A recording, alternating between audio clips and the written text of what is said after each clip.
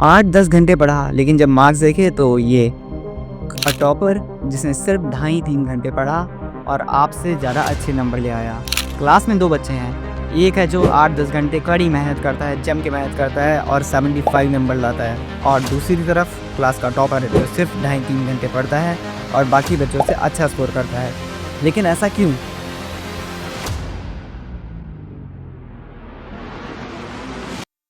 Hello दोस्तों, काफ़ी बच्चों को लगता है कि अगर वो कड़ी मेहनत करेंगे, ज़्यादा अच्छे से मेहनत करेंगे, तो एग्ज़ाम में काफ़ी अच्छे नंबर ले आएँगे।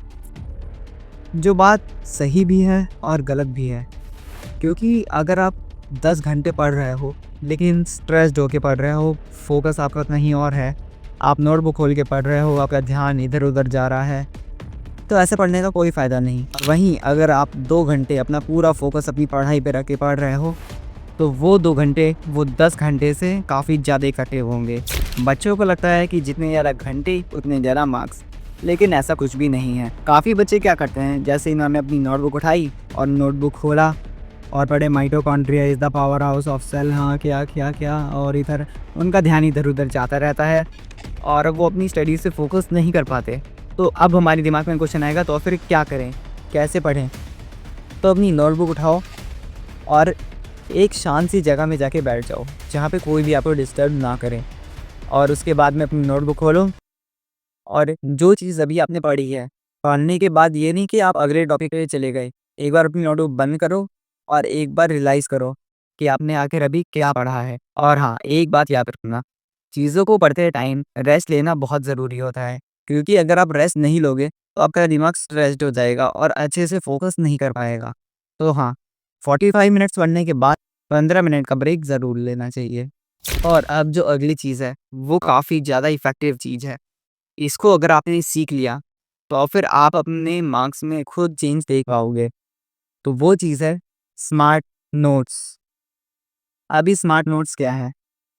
स्मार्ट नोट्स वो है कि जिस टाइम टीचर आपको पढ़ा रहा हो, उस टाइम दोस्तों से बातें करने की बजाय जो टीचर पढ़ा रहा है, उन मेन पॉइंट्स को नोट करते रहो। और अगर आप टाइम निकल चुका है, तो कोई बात नहीं, यूट्यूब पे जाओ और जो चैप्टर आपको पढ़ना है, उसका वन शॉट सर्च करो और जाके अपने नोट्स बनाओ। यूट्यूब पे आपको काफ़ी सारे टीचर्स मिल जाएँगे जो अपना खुद का वन शॉट बना के रखते हैं। चलिए आपको एक एग्ज़ाम्पल से समझाता हूँ।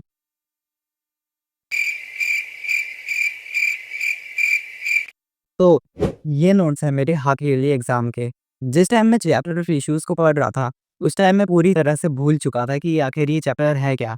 तो जैसे आप यहाँ पर देख सकते हैं कि यहाँ पर जो मैंने सबसे ऊपर लिखा है टॉपिक्स टू बी कवर्ड, क्योंकि जब मैं वन शॉट को देख रहा था, तब मैंने देखा कि टीचर ने इन चैप्टर में ये टॉपिक पढ़ाए हैं और इन टॉपिक्स में पूरा चैप्टर छुपा हुआ है।